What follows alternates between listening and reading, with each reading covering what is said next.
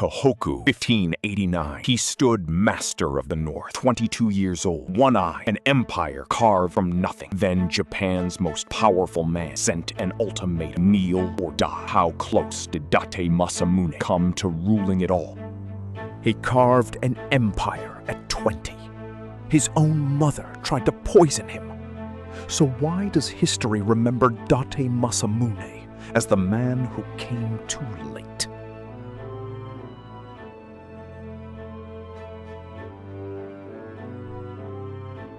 The year is 1567, while Oda Nobunaga marches toward Kyoto and warlords tear central Japan apart.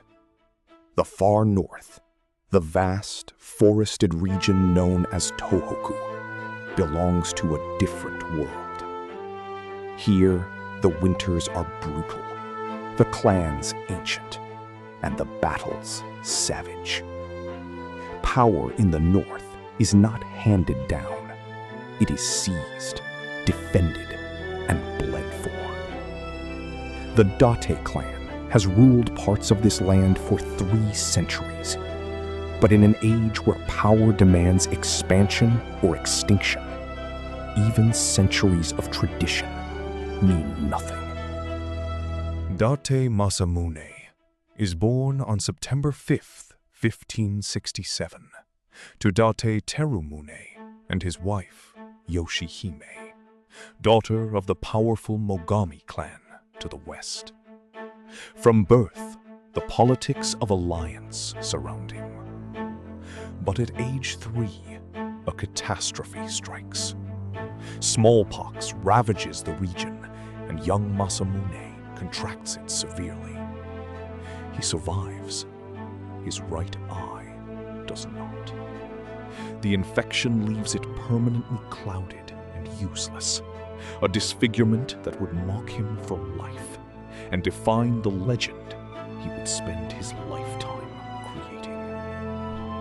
The story that defines Date Masamune is not the one about losing his eye. It is the one about removing it. According to legend, a trusted retainer warned the young Masamune that enemies could exploit a commander's blind side in battle. The only solution? Eliminate the weakness entirely. Whether by his own hand or a retainer's, the damaged eye was removed. He was still a teenager. He wore the empty socket openly, as a badge of will rather than a mark of suffering. Japan had never produced anything quite like him. In 1584, when Date Masamune is just 17 years old, the unthinkable happens. His father Terumune is kidnapped by the Hatakeyama clan during a negotiation gone wrong, dragged away against his will. The captor's demand is simple: withdraw the Date armies, or the Lord will die. Terumune's response shocks even his captors. He orders his son to attack regardless, to kill the Hatakeyama men even if he himself dies. Masamune obeys. In the ambush that follows, his father is killed alongside his kidnappers. The 17-year-old becomes head of the Date clan over his own father's corpse. What follows is a military campaign unlike anything Tohoku has seen. In the space of just 4 years, Date Masamune attacks and defeats clan after clan. The Soma, the Ashina, the Satake, the Tamura. He moves with terrifying speed, striking multiple enemies before they can form alliances against him. Rival lords who submit peacefully are absorbed. Those who resist are destroyed. He earns a reputation not just for military brilliance, but for a cold, calculating ruthlessness that unsettles even his own generals. 20, he controls more of Japan than many lords twice his age. But Masamune's greatest threats do not always come from the battlefield. His own mother, Yoshihime, is said to have poisoned his food, allegedly preferring his younger brother Kojiro as the Date heir. Masamune discovers the plot. His response is immediate and final. He executes his younger brother himself. His mother flees to the safety of her Mogami clan relatives.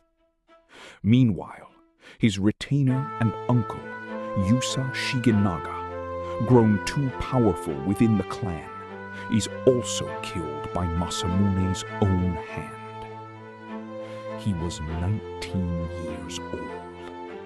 He had already learned the most dangerous enemies live closest. In 1589, Date Masamune faces his greatest military test yet. The Ashina clan, rulers of the powerful Aizu domain, have united with the Satake and other regional lords to form a coalition against him. At the Battle of Suriyagehara, the Date army of roughly 15,000 confronts an equal or larger enemy force. What follows becomes one of the most celebrated victories in tohoku history. Masamune breaks the enemy line with a ferocious frontal assault, collapses their flanks, and drives the Ashina clan into total ruin. The North belongs to him. No one can challenge him now. By 1589, at just 22 years old, Date Masamune rules over more than 30 provinces across Tohoku. He controls more land than any warlord in northern Japan. His black armored armies are feared from the mountains to the coast.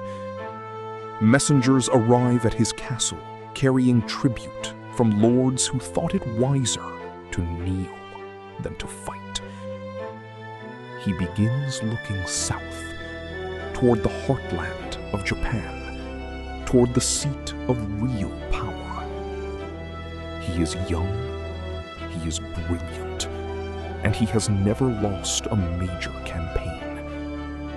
He believes, not unreasonably, that the whole country could be his. This is Date Masamune at his peak. 22 years old, one eye burning with ambition, an empire built on blood and brilliance stretching to every horizon. His generals worship him, his enemies fear him.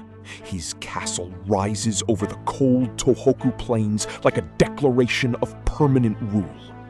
He has earned the title the country now whispers in awe and dread, the one-eyed dragon of Oshu.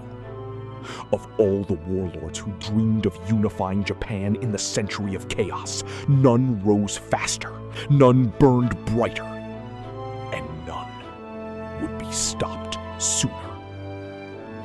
Then the letter arrives. Toyotomi Hideyoshi, who has already subdued central and western Japan, sends a formal ultimatum to the north.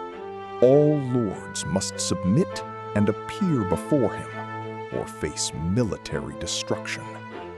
Date Masamune delays. He is still expanding. He is still fighting. But Hideyoshi is not making a request. He is issuing a deadline. The other northern lords are already kneeling. Masamune looks at his 30 provinces, his unbeaten armies, his crescent moon banners flying over a conquered land, and knows for the first time in his life that the world has not waited for him. In 1590, Masamune travels to meet Hideyoshi. His method of submission becomes the stuff of legend. He arrives dressed head to toe in white, the color of death and mourning in Japan. His message is unmistakable. I come prepared to die, but I come. Whether this is defiance disguised as obedience or genuine submission wrapped in theater, no one is certain. Hideyoshi is reportedly both irritated and amused. He strips Masamune of most of his northern conquests, reducing him from master of tohoku to lord of a much smaller domain. He lets him live. The dragon is caged. Under Hideyoshi's authority, Date Masamune is forced to participate in the disastrous Korean invasions of 1592 and 1597. He commands forces on the peninsula, fighting in a war he did not start for a cause he does not believe in, hundreds of miles from the northern domain he actually cares about. Meanwhile, rival lords use his absence to press their own interests. The wars end in catastrophic failure. Hideyoshi dies in 1598, having achieved nothing in Korea. Masamune returns home with less than he left with. The Dragon of the North has become somebody else's general. When Hideyoshi dies and Japan fractures once again, Date Masamune maneuvers carefully, keeping communication open with Tokugawa Ieyasu while raiding territories of lords fighting for the Western Coalition. But at the Battle of Sekigahara in October 1600, the entire war is decided in a single day. Masamune's forces, advancing from the north, arrive too late. He submits to Ieyasu in victory, presenting himself as a loyal ally throughout. Ieyasu grants him Sendai, smaller than Masamune hoped for, but allows him to survive. The one-eyed dragon has become a regional governor under someone else's shogunate. But Date Masamune has not abandoned ambition. He has changed its direction. In 1613, he sponsors an extraordinary secret expedition.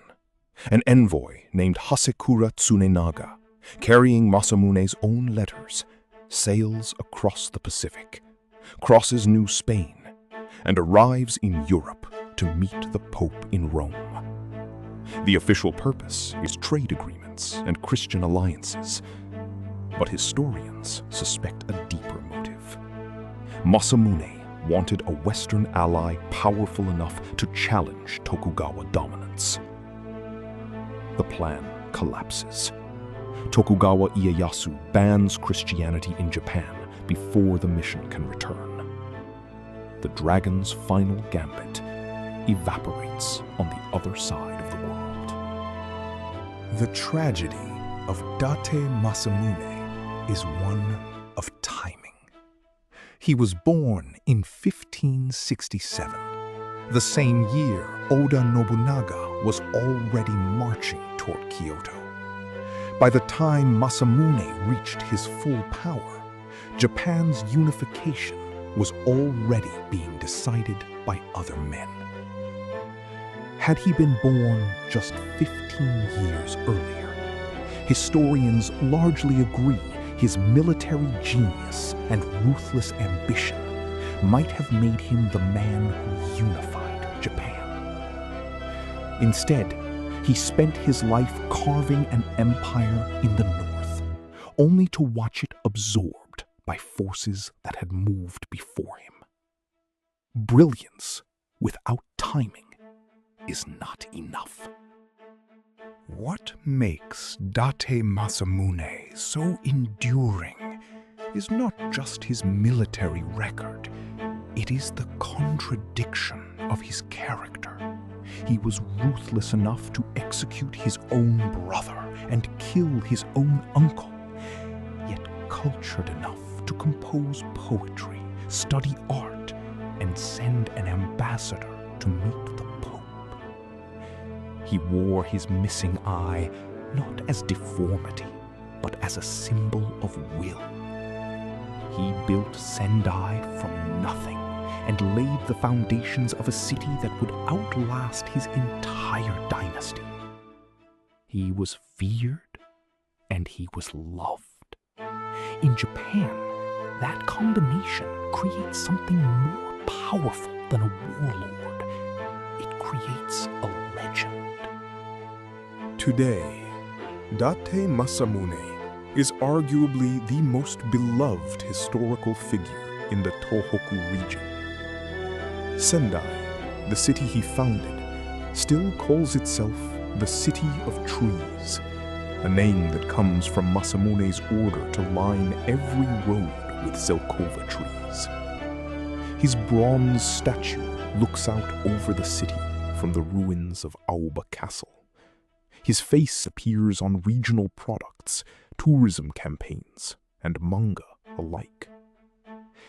He became a symbol, not of conquest, but of ambition.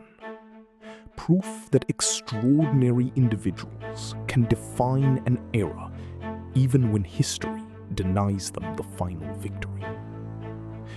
Sendai, 4 centuries later, still belongs to him. Date Masamune was shaped by betrayal. But no betrayal in Japanese history is as famous, as sudden, or as complete as the one that destroyed the man who nearly unified Japan before Masamune was born. On the night of June 2nd, 1582, Oda Nobunaga, the most powerful warlord in Japanese history, was surrounded by his own general's forces and forced to die in flames. The man who ordered it had served him for years. His name was Akechi Mitsuhide. His motives have never been fully explained. That story is next. If you want to understand Japan's most dramatic century, you need to understand the men who shaped it, and the men who nearly did. Date Masamune is proof that history is not always won by the greatest. Sometimes it is decided by who arrived first. Subscribe to Samurai Chronicles for a new episode every day, and leave a comment. What do you think Japan would look like if Date Masamune had been born just 15 years earlier? We will see you in the next one.